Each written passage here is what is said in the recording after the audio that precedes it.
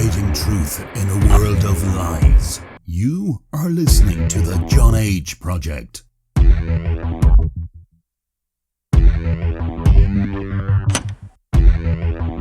Trust no one.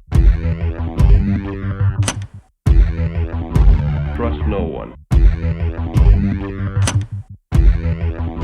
Trust no one.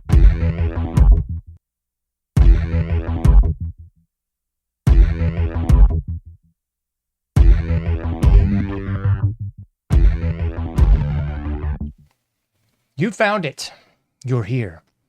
You're headlong down the runaway train that is the Anomic Age, and I am your host, John H. Happy to be back with you once again in the wee hours of the AM. I'll be taking you well into the dark side of the AM this evening, hailing proudly from the coastal plains of the Old North State. I will be your tour guide as we take a somewhat satirical journey down the path of murder, destruction, mayhem, and the extermination of human life on this planet. A forced march into obsolescence thrust upon us by a global satanic death cult of pedophiles. Check out anomicage.com if you have not already done so. Please avail yourself of the truth that is right there at anomicage.com. PayPal.me/anomicage. Patreon.com/anomicage as well. That's definitely the best place to go to find all things me. We got the iPhone app, we got the Android app, the subscribe by email link, and so much more. It's right there at anomicage.com. What else we got up on it? Buy me a cup of coffee, Cash App, Patreon, PayPal. Please consider doing that. Please consider becoming a patron. If you've never checked out any of the free stuff, you can get the iPhone app or the Android app. You can take me with you wherever you go. We got so many shows. We just finished just last week 207 Heidi Hollis interview, and we got good grief. I don't even know how many videos we got in the information breakdown variety. Just finished 508 earlier this week. In case you missed that one, the next big think, I would definitely suggest everybody take another look at that one because kind of covers some pretty important stuff. Some things to think about, pun intended. All right, folks. So if you're looking at it this evening, we're sitting at Information Breakdown segment 509. Title of tonight's episode is As You See It. It's a little sex and violence. Sex and violence. Sex and violence. Sex and violence.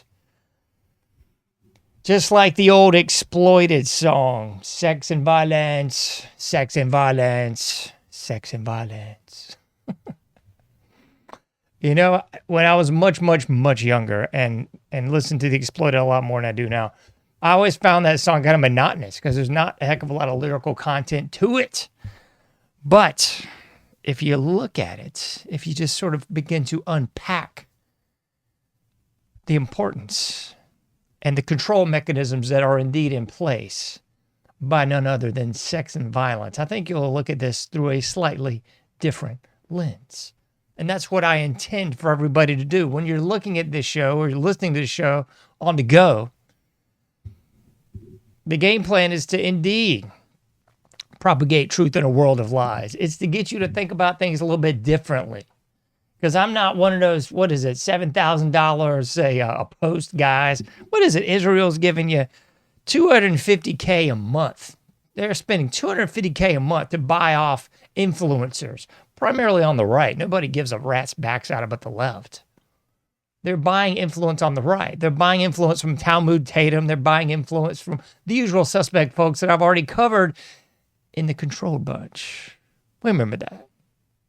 You got Robinson, you got Jones, you got Fuentes, you got Loomer, all the usual suspect boobs. That's who is indeed, in fact, and indubitably, somehow just towing the company line. That old song, 16 tons, what do you get? Yeah, it's all about the company store. It's all about, I don't know if it was specifically about North Carolina, but it was definitely about people that worked in the textile mills in the early 1900s. It's a good documentary. I believe it's called The Riot of 32.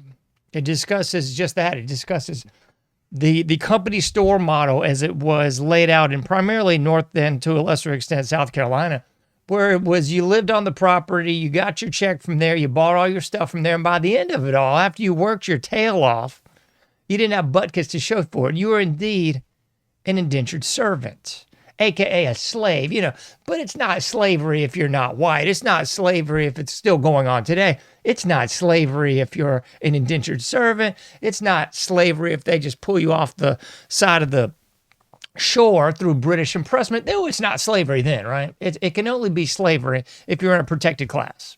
So don't forget, make no mistake about it. There's only one group of slaves and they only existed and only came from Africa. That's it. So if you think otherwise, you're a racist, bigoted, homophobic, xenophobic son of a gun. That's really what it boils down to. But I don't want to get too diverted here this evening. So what we got to get into, what we should get into, what I implore you to get into is uncovering the truth of this whole sex and violence thing, because that's really what's going on here.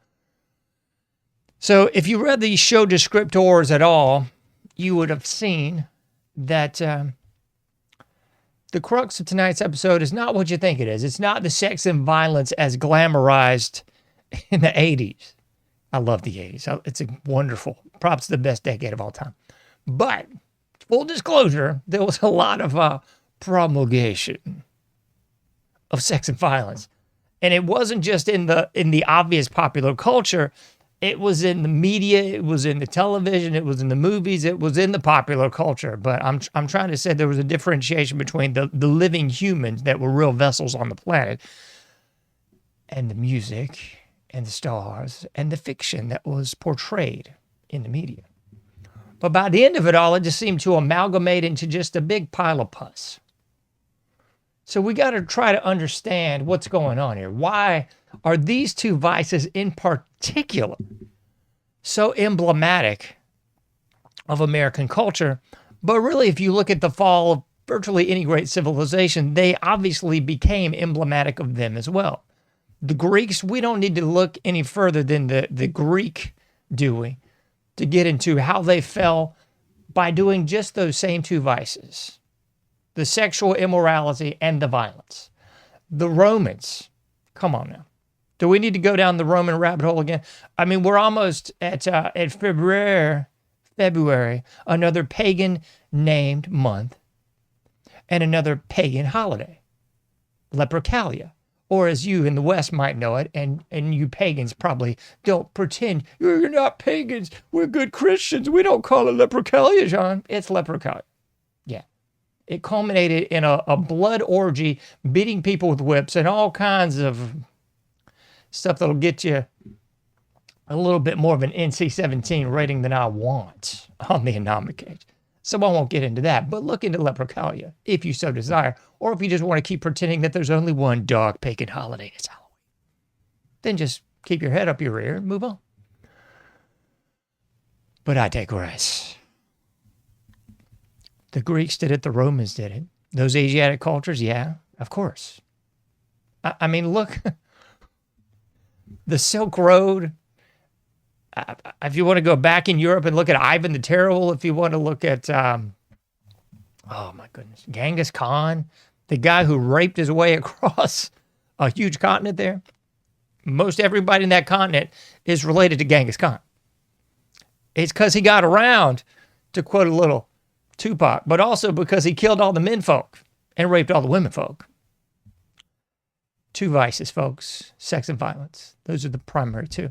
You want to hop across the pond there? You want to pretend like it wasn't going on in the Americas? Ooh, the Native Americans, Los Indios. The indigenous people, the Indians. Oh, yeah, they weren't doing that at all, were they? No. There was no violence going on. No. I mean, the Comanches were just kind, loving people, right? The Anasazi, oh, they were just so benevolent and loving.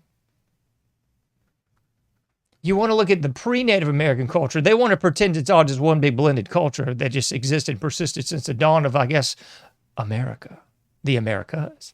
But you might want to look at those pre-Native American people like the Cahokia. Yeah, right there at St. Louis. You might want to look into that. They seem to be doing a whole lot of sacrifice there and a whole lot of killing of concubines when their leader dies. Very much emblematic and reminiscent of what you might see in Egypt. Oh, yeah, the same thing, right? They didn't practice sex nor violence in Egypt, did they? No. I mean, there's no record of the pharaohs enslaving people. there's no record of immoral sexual acts, aka the sex or the violence. When you want to go into Central and South America and pretend, well, those Inca in South America, they weren't doing anything even remotely bad. They were just fine, fun-loving folks. And what about those Mayans, Aztecs, and maybe even the Olmecs, huh? They were peaceful, loving folks, man. They were just sitting around playing hacky sack. They were just sitting around, with their little peace pipe and having a gay all time. There was no violence, no. There was no sex, never. Nah. It was all just made up propaganda by those terrible Spaniards. Because we all know that Cortez and De Soto, those were the primary culprits. They just did all this terrible stuff, but it wasn't the native people. No. They weren't bit by the same bug of sex and violence. They weren't bit by the same bug. No, they caused the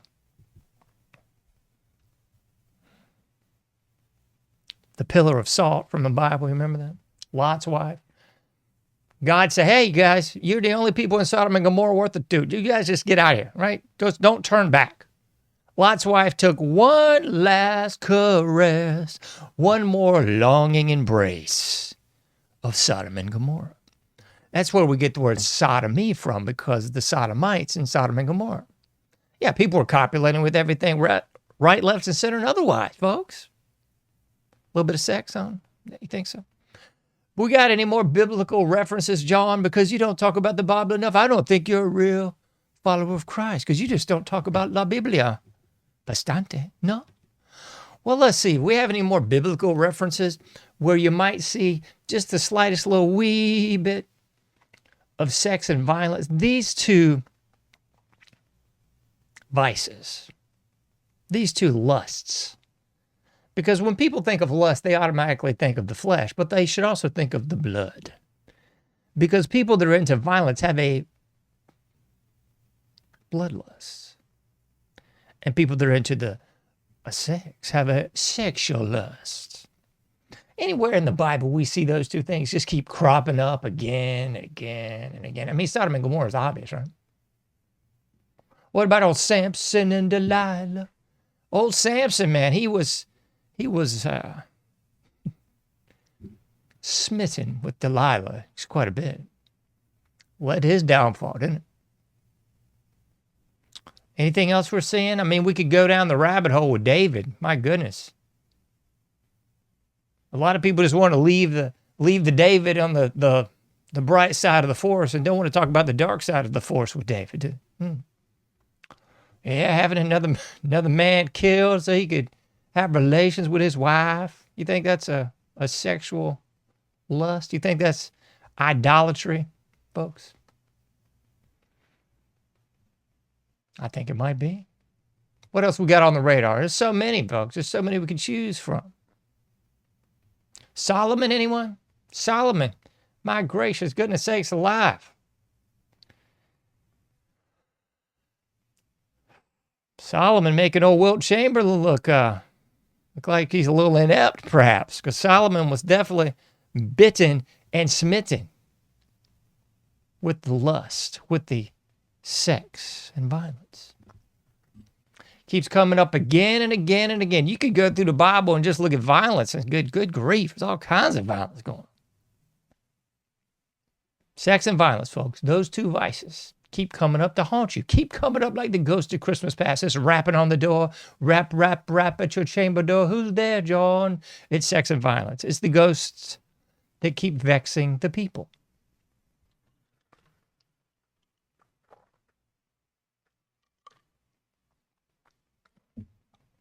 And how they are used. They're used to exploit the populace. So we can look at this through different lenses here. Here's the most obvious one. Because anytime they need a good distraction, who is they, John? You figure it out. Anytime they need a good distraction, they've always got a couple of arrows in the quiver. And they always go for these two if all else fails. If they can't go with a storm, they can't go with some sort of natural disaster like an orchestrated fire or something, they know darn well these two will be pulled easy.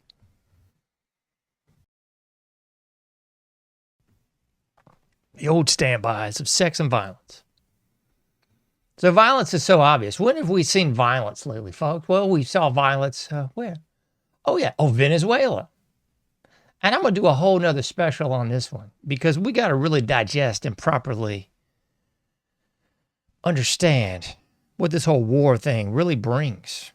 But anytime they need a good distraction, oh, here's another death. Oh, here's another murder. Right? Here's another Trayvon Martin. Here's another Renee Good. Here's another St. George Floyd. Oh, maybe we should attack Cuba. Oh, maybe we should attack Mexico. Maybe we should attack Greenland. This is all violence on a global and, more importantly, a cultural scale. And you cannot spell culture without the word cult.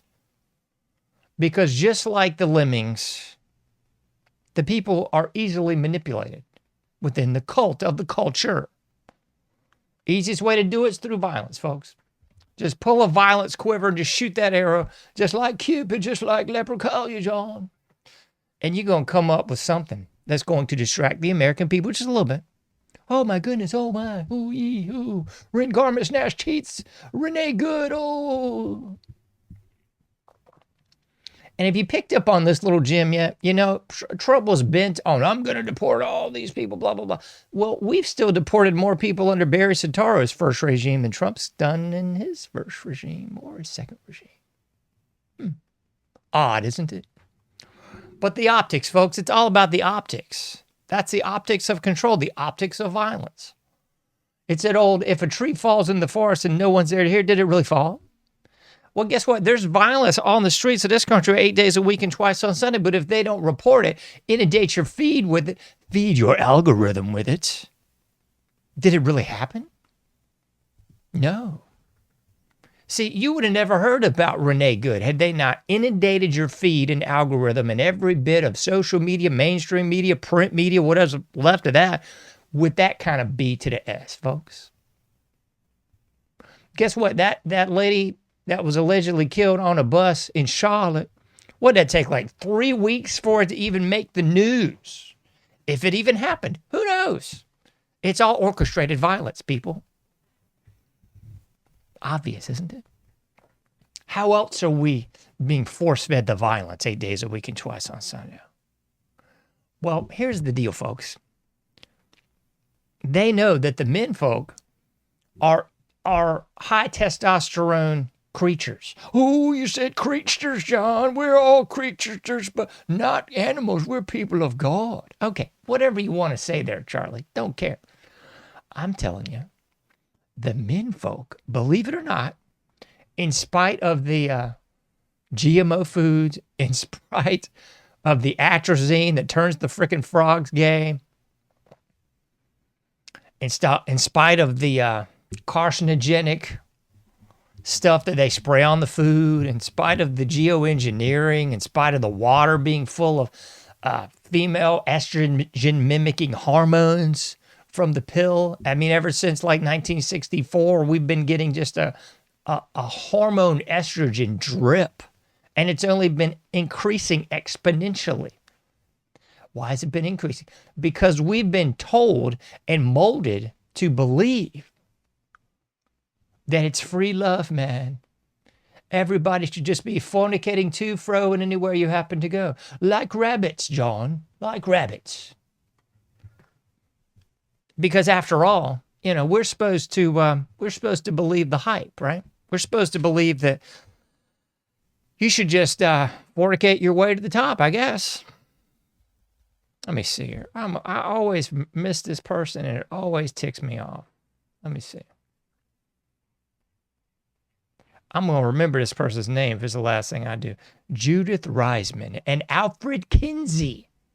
Alfred Kinsey, the pedophile scumbag from Indiana University, had put out 2 big books on sex for the males and sex for the females. The only problem is those books were pedophilic. He was choosing people that were pedophiles for the books. He was instructing how to do this pedophilia. He was running the pedophilia, folks. This is the guy at the hub of the sexual revolution, Alfred Kinsey. That's him. So sick, folks. It's so sick. I'm over here looking at the stuff right now from Judith Reisman, Dr. Judith Reisman, I believe, is the correct pronunciation. But anyway, Alfred Kinsey came out and was giving us this bull jive. And then you had the CIA asset playboy, Hugh Hefner, coming into fray in the 50s too. And then by the 60s, they were coming into second wave feminism to push this up your rump, that if you weren't a female that was just copulating with anybody and everybody, then you just weren't a woman. You just were being oppressed and held down by the patriarchy. Yeah. So it sort of interlinks, don't you think? The sex and the violence. So the men folk have more testosterone. They tend to be a little bit rambunctious, rowdy, and dare I say, violent. After all, they are the defenders of the herd. They are the defenders of the household. They're the folks most likely to die. They're the folks with the lower life expectancy. They're the folks that go up in the middle of the night and go look outside when you hear a noise. They're the folks that kill the bugs. They're the folks that drag the dead stuff out of the yard. They're those folks. They're those folks that defend the community. They're the folks that defend the family. Because without that male defense, you do not have the reproductive fitness to get all Darwinian. And without the reproductive fitness, the species is what, folks? Muerto. Correcto. So, tend to have a little bit more testosterone, tend to be a little bit more on the violent side of things. That's great if you're in that hunter-gatherer society, the small townships, the hamlets, and even those early state-level societies. Great. The problem is when we roll into the state-level society of about 1920, things start to go a little south. Because then they want menfolk domesticated with their proper little suit and tie, right? Old skateboard shirt I used to have, it was hilarious. Kids on corners making loot off of chumps in monkey suits, I believe. And it was referencing just that. Those folks with their proper cup of tea, their pinkies out, and just talking the talk without walking the walk. And the menfolk began to repress their maleness. And then by the 1960s, they were getting it chemically repressed too. So what happened by about 1950 to now? The repression of maleness, because we had second wave feminism, neutering and prostrating the menfolk, shaming, kowtow down to your woman, oh, happy wife, happy life, all this horse. That's when it all began. And there's no surprise nor secreto aquí, because along those same times, what did we also have? Oh, we had the advent of the TV dinner. Yeah. That way mom could go to work too. And then dad could sit around and eat garbage food. We had the soap opera. We had the TV. We had the sitcom. All to make you more docile and to sit around the house looking at an idiot box, a.k.a. a telescreen from 1984. But what else, John? Well, then we had the advent of the big sports leagues, the NFL, the NHL, and all that mess, the NBA, all of it. Yes, there was precursors of that before 1950. I get it. You don't have to tell me that, folks. I realize baseball began 30 to 40 years before 1950. I got it. But that's when it all really kicked into gear. And folks began suppressing the maleness, suppressing the violent urges by all this other mess. So no longer were you the defender of the castle, then you were just the defender of nothing, because you wouldn't want to be too masculine. You wouldn't want to be too stern. Oh my, you wouldn't want to be repressive and patriarchal, would you know? So men began to move those natural instincts towards the bread and circuses gladiatorial events of the boxing, of the football, basketball, baseball, and even hockey. Wrestling too, all this stuff is just a gladiatorial substitution for the masculinity that you should have. Abso-Smurfly, folks. But wait, there's more, because we got to talk about the sex side of things, don't we? Oh, boy. So both of these inclinations, these instincts, have always been with us. There's no getting around it. I don't care what you want to say. Always been with us. But sometimes, I can't remember that, it's a Humphrey Bogart movie, The African Queen, I do believe. One of the quotes from that movie was something to the effect of, humanity is what we're put here to overcome. Basically, our base instincts, our primordial urges, is what we're actually put here on this earth to overcome, not to just fall to. Not to just make sport of copulation with as much as you can, as long as you can, until you can't do it anymore. Not to just make sport of violence as much as you can, as long as you can, until you can't do it anymore. We're supposed to try to repress these urges just a wee little bit, don't you know? So that's exactly what's being done with the sex and the violence. We've talked about the violence a little bit. I feel like we could talk about that one a whole lot more. But that's kind of the short and dirty, the crux of it on the violence side of things. So the bottom line is, people are not using these base inclinations for good anymore. They're using them by proxy to get excited over sports. Ooh, oh, yeah. And now it's MMA. All the tough guys are tough. We got our chest out. Yeah. We got our tight affliction shirts on. Yeah. And we all look the same. We all act the same. We've got the ZZ Top beard. We've got the Gaston flag, the American flag in the back. We've got some low-lit fluorescents in the back, but they're LED, so they're real cool, you know. We drive around these big $90,000 diesels. Yeah. Because we're tough and we're manly and we're bad. Just like Dan Bongino, baby. Yeah. It's because we're tough. So tough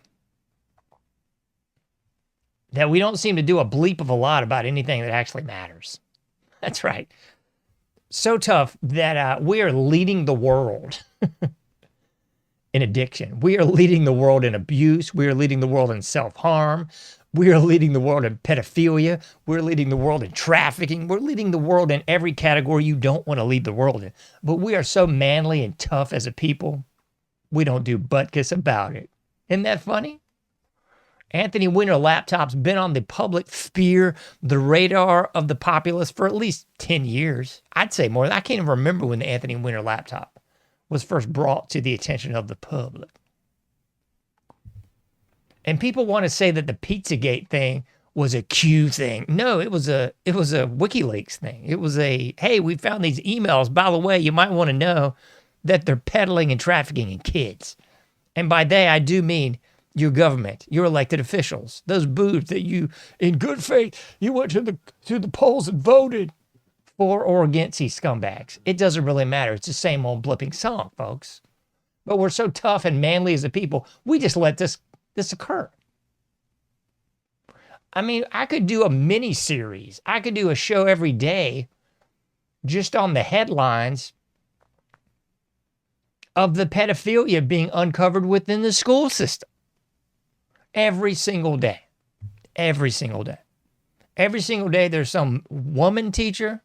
Every single day there's a male teacher. I mean, there's just, I say one, there's multiple every day. So I could do a show every single day just on the pedophilia within the school system alone. And who is this other Nimrod? Let me see this jackwagon. I got to put him on the screen. Get out of here. This guy, Timothy Busfield. Wasn't he the guy from that old show? Was it 30-something? I could be mistaken. I don't remember. I never watched it, but I think he is. And he's, of course, married to the Laura from Little House on the Prairie. I can't remember her name. Oh, for heaven's sakes. Oh, well, I'm not going to subscribe to your bull job either, so. Anyway, I'm not going to do that.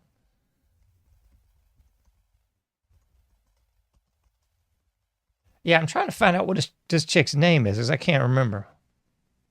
Yeah, Melissa Gilbert. There we go. Melissa Gilbert from Little House on the Prairie. Pull that one up on the screen. Yeah, that's her. So she's married to this boob, Timothy Busfield.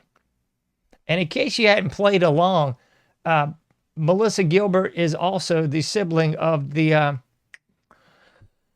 commie, lesbian, fruitcake sister on Roseanne. You know, it's just the same old bull jive, folks. I mean, every time you think, oh, well, this is a good, wholesome show, they don't really do it. And then you pull back the layers in a couple days and it's sickening because it's the same bull jive. So, yeah, the Melissa Gilbert chick was caught, you know, basically trying to buy off the people that were claiming that they were allegedly molested, allegedly assaulted, allegedly unrequited advances by old Timothy there.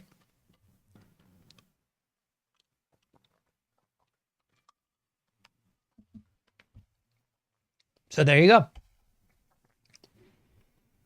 So we got the violence, but we got to talk about the sex too. Oh boy, we got to cover both bases, John. Imagine that.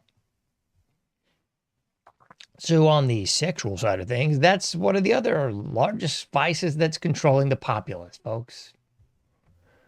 I mean, Christ's sakes, I love Miami Vice more than you can imagine. But the whole premise of the show was predicated on the vice and narcotics squads in Miami in the early to mid 80s. That was the crux of the show. I mean, we have a whole subcategory of law enforcement just handling vices, just handling vice and narcotics, sex and violence. So back to the obvious. This whole thing was the sexual revolution. This whole thing with, I'm blanking on some of these names.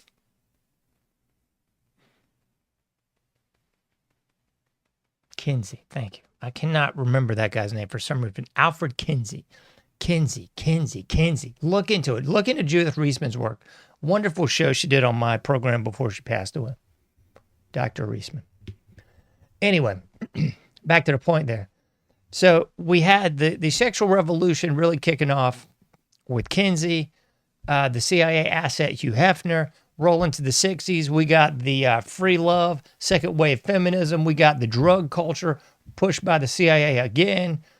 And then we roll into the 70s, 80s, and beyond to now where we have this ridiculous hookup culture really starts in college because people will willingly give over their children and sacrifice them to Moloch, pay hundreds of thousands of dollars for them to go be whores on college campuses, come back complete boob left-wing fruitcakes. But it's okay. It's just normal. It's just hookup culture. It's just how it works, John. I can't believe you're not hip to it, buddy. It's so cool. But we saw this emblematic as well of the cultures of Germany. If you want to look at the Weimar Republic and how that really happened at the fall of World War I and what really gave rise to Hitler, you got to look at why. Why did this occur? Why did you have mothers and daughters prostituting themselves for food?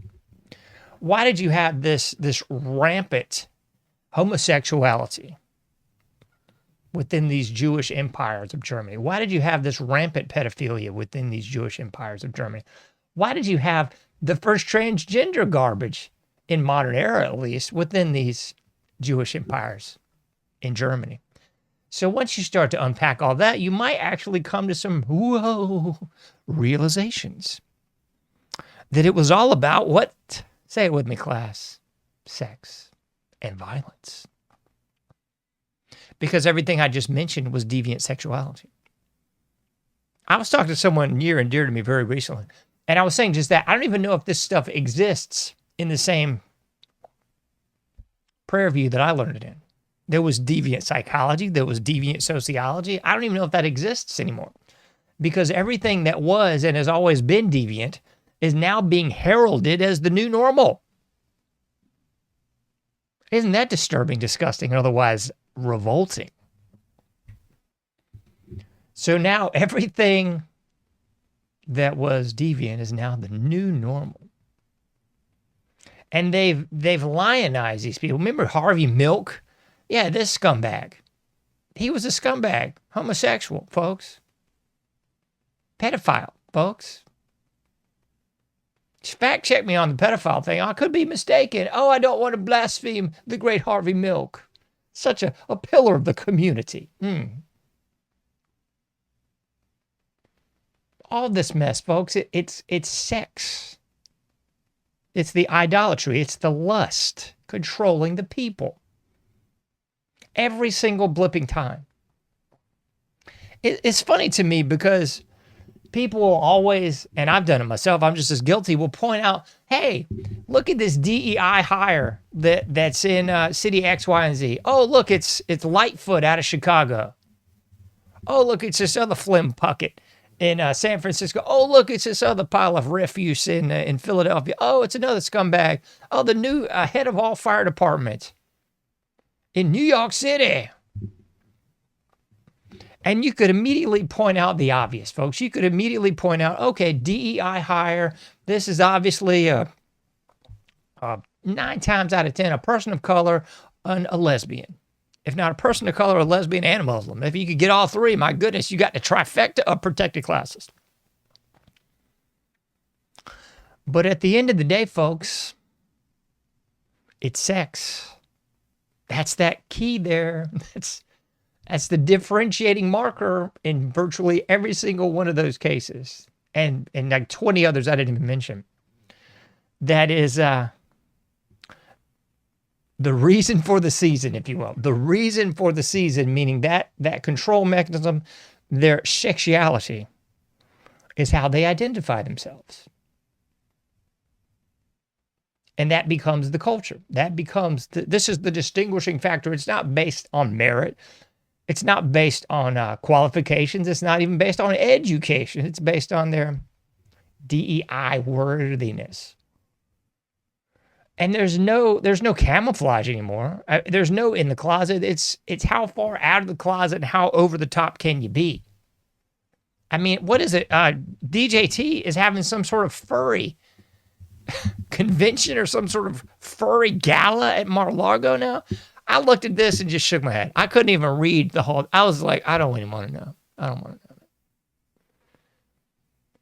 And if you see the same thing with these boobs in the military, I think most of these scumbags are gone now. The boobs in the military are like dressing like a dog. The dude in the military is dressing like a chick, to chopping stuff off, getting stuff stapled on, prosthetic peepees out of your forearm bits. All this stuff is based on the sex, folks. It's the sex. That has become the overarching symbol and identifier for our society. That's it. And this is just asinine vocabulary you didn't even hear 10 years ago. What's your body count? Your body count. It's just this crass, disgusting appeal to the most base and morally corrupt elements. These were things people didn't used to talk about. You wouldn't talk about in this relations that you were having or not having. Now it's a talking point. Now it's an identifier for a job. Now it's the first thing you're going to talk about on your streaming platform. How disgusting, folks. How disgusting. I mean, again, the sex is such an obvious thing. You're seeing commercials all throughout the day, night, on anything that you happen to click on YouTube. If you're on a streaming platform, if you're on anything, don't worry, because you're probably going to see a commercial for something very sexual in the midst of what you're trying to watch that is in no way that. Just so you know, in case you don't already know, you should. And do we have to talk about the elephant in the room? I think we do. The most obvious, I think in 2026, year of our Lord, I can't believe it, folks, but it's the rampant pornography. It's everywhere. In every form that you could ever think of. Again, those two elements that are controlling the populace, sex and violence. And I'm spending the most time talking about the menfolk in this episode because that's the primary mover and shaker that's being controlled. Because they, the proverbial they know. if you can conquer the men with the vices, with the sex and violence, with the not having enough testicular fortitude to stand up for your children or your family or your country because you're too involved with sports, you're too involved with MMA and boxing and whatever else you're into that will basically proxy your male energy towards something else. Males don't know jack squat about what's going on, but they can tell you about the starting lineup for their favorite team. They can tell you when their favorite player goes to the bathroom and when he went to high school and who he went to prom with. But the obvious, pornography is the biggest thing that we should all be talking about right now as far as sex and violence goes, because it's everywhere. And it's intentionally marketed to people younger and younger. I'm not that old, folks, but I'm here to tell you this stuff was not like this. Everybody in my demographic knows that. If you were in a big city, yeah, you'd have the strip clubs, you'd have the bad section of town, you might see prostitutes on a corner here in these different sectors. But you weren't able to stream it, watch it, tape it, involve in it, purchase it everywhere all the time. Like you can now. It's disturbing, folks. I mean, I won't even get into a video that came up in the feed earlier. It was some sort of tranny in a bathroom doing some whatever. But more to the point, folks. Give me a sec.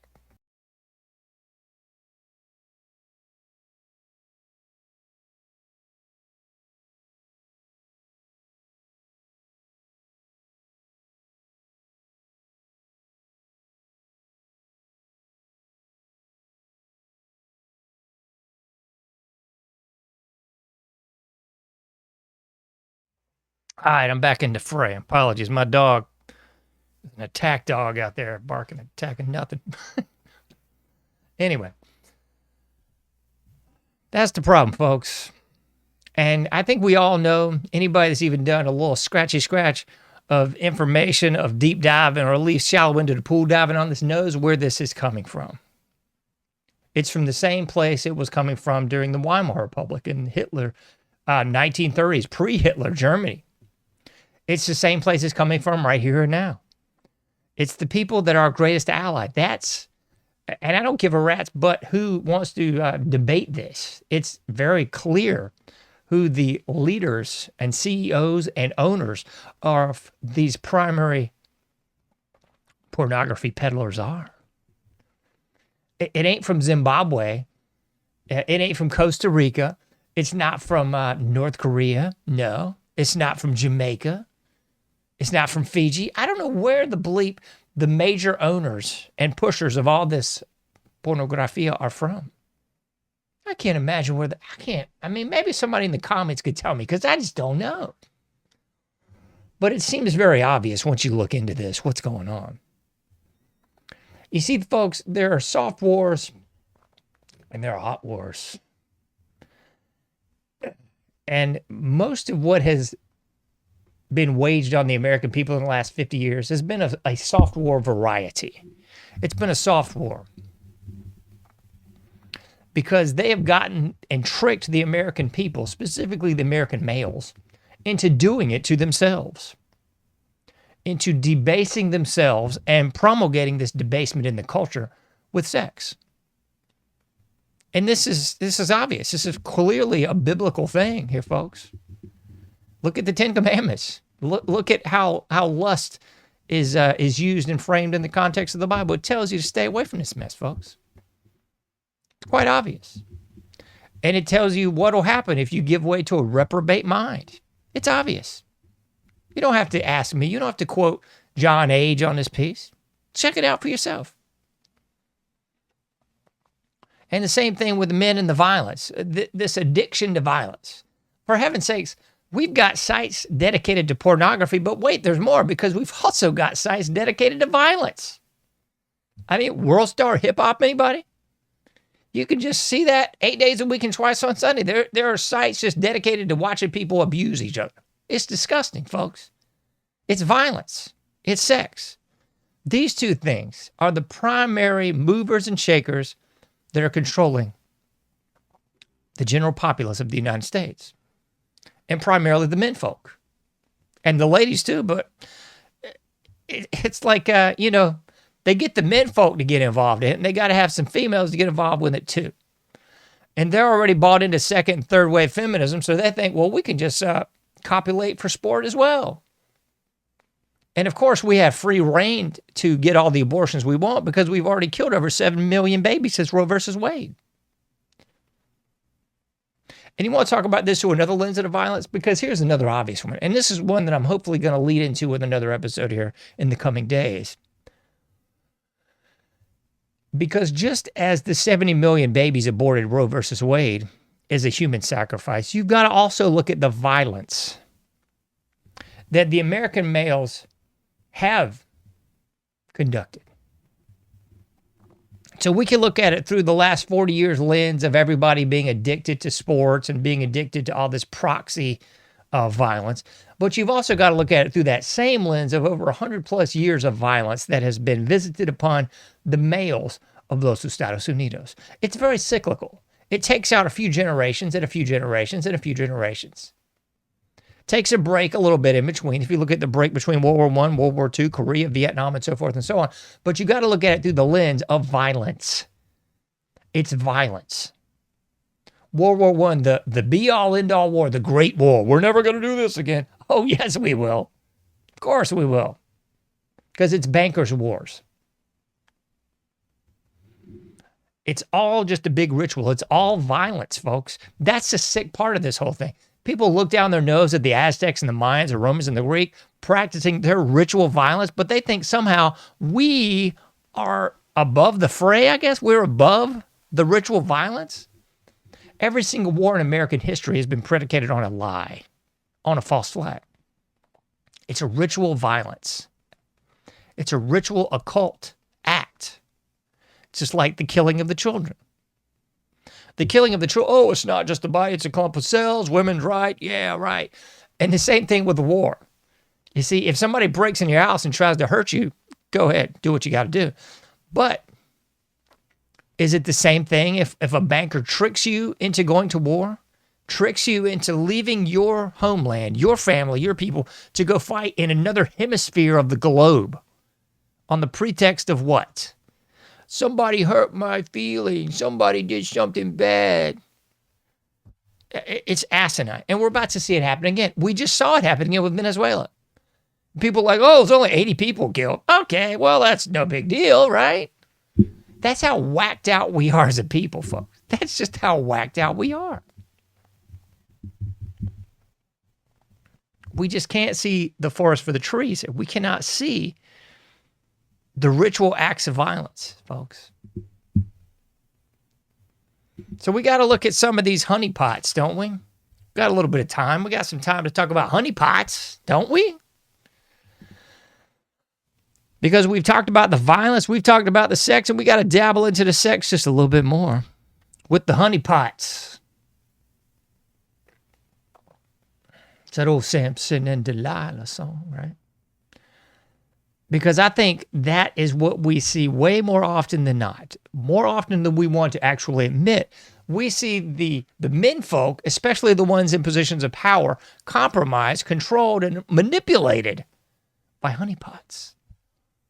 A lot of people don't even know what the bleep I'm talking about. It's basically a set-up operation where a female is introduced into your life. Oh my, oh, we're so low in love. And you're married, and before you know it, they are the ones pulling the strings. They're the upper-tier puppeteers controlling you. That's about the crux of it, isn't it? That's what's going on, folks. So you want to talk about Kash Patel? Can I even mention that without getting sued or something? Alexis Wilkins. Oh, she's allegedly a country music star. Of course she is. Yeah, and I'm an NFL wide receiver. Did you not know? I mean, come on. Look at my body of work. It's amazing. What was this other lady? The lady was named Fang. I had her over here in the show notes. Christine Fang. She was somehow tied in codes with Buttigieg. What? Was this before the homosexual activity, Buttigieg? I don't know, but I know she was definitely a honeypot somewhere, somehow, in our Congress. Strange, isn't it? But wait, there's more. I would be remiss if I didn't cover the obvious here, folks. Erica Kirk, anybody? Erica Kirk, you think that could possibly be a honeypot? A little bit of sex and violence, folks? My goodness gracious, sex life. I don't know how many more times I have to say it. Yoko Ono, sex and violence? Anyone? You want me to throw that out there too? All right, I'll stick to the script. I don't have a script, but I do have a piece of paper with notes on it. So Erica Kirk, you got to talk about obvious. Erica Kirk has been all over the news for like week number 13. Oh, it's Illuminati symbolism, John. I know you are one of those Illuminati people. You're right. Exactly. That's it. I'm getting all this money from the little hat people. Come on, folks. Anyway, Erica Kirk probably is, because after all, her husband didn't want any of that money, but she said, I'll take some. Woo. So you probably saw this 2012 video from old Erica Kirk, a CIA video, a training video, talking about, what was it again? Oh, yes, bridge failure, infrastructure, and EMPs. Huh, that's strange, isn't it? I wonder what her dear old mom does. Oh, yeah, Laurie Francevy. Yeah, Laurie Francevy of AZ Tech and E3 Tech. Just two of the companies she's head of that does what? Oh, yeah, EMP and infrastructure work. Man, that's bizarre. That's so weird. Where's the only place that you can actually test that? Oh, yeah, Fort Huachuca. Oh, my gracious. I can't believe it. It's in Arizona. The same place that France V moved Erica to. Arizona. That's wild. The same place that Erica won the beauty pageant when she just got called out of the blue by DJT. Wow, that's crazy. And if you remember also, she just happened to have an orphanage in Romania when she was 17. I mean, I don't know about you, but I did. Didn't you? Yeah. All these areas are very, very close by. I messed up on the last episode. I will call myself out because I was saying that several things were in Colorado, and I was mistaken. I was trying to say that they were near Colorado when we were talking about Arizona with Huachuca, Arizona with Erica Kirk and her mom, Arizona with France V's deep state military industrial complex ties and companies. And then right next door is it's Utah, where Charlie Kirk was killed. The other insane stuff where we've never seen their children. And now, by all accounts, we've got Charlie Kirk's parents taking custody of the children. Fact check me on that one too. That's just what I'm seeing and hearing. How about you? And then the latest shtick is that old Erica seems to have a brand or either some white tattoo work on both of her hands that look very much like some cryptic symbology. Very strange, folks. Very strange. Kind of like the Nexium cult stuff. Very strange. So, I think I could safely conclude, I don't know about you, maybe it's just me, it's my discernment, my gut feeling is that Erica was nothing more than a honeypot. Cold, hard facts. Oh, but they met in Israel at the wall. No, they didn't. No, they didn't. Charlie was actually friends with somebody that she was dating before, and that's bizarre. She was already a multimillionaire way before Charlie, way before taking over the helm as CEO of Turning Point USA, way before taking the Israel money, way before moving into college and high school campuses now, way before indoctrinating, imbuing, and otherwise controlling, just like the honeypot that she was with Charlie Kirk, the next generation of would-be conservatives to follow suit with everything that she's rolling out with, in contrast to everything her husband was rolling out with. It's all the most blasphemous, in-your-face nonsense you've ever seen, folks. But at the end of the day, it's sex and violence. It was a honey trap. It was a honeypot for Charlie Kirk. Was their relationship real? Were their kids real? I don't even know, folks. Is he dead? I don't know. Couldn't tell you. But I know one thing for blame, sure. It was a honey trap. We saw the sex. We saw the violence. Well, excuse me. Sorry. We did not see the sex. Whew. No, didn't see that. But we saw the honey pot and we saw the violence. All right, folks. I think you're picking up what I'm putting down, or I sincerely hope so. I'm going to cut things off right about here and say this. You can't do everything, but you can do something. Be safe out there. Do your part. And I'll be seeing you sooner than later in the Anomic Age.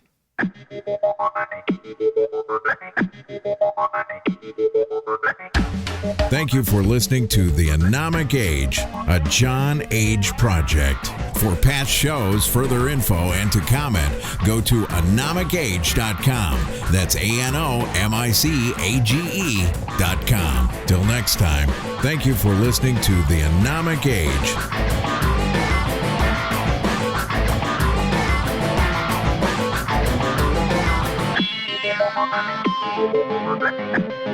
Thank you.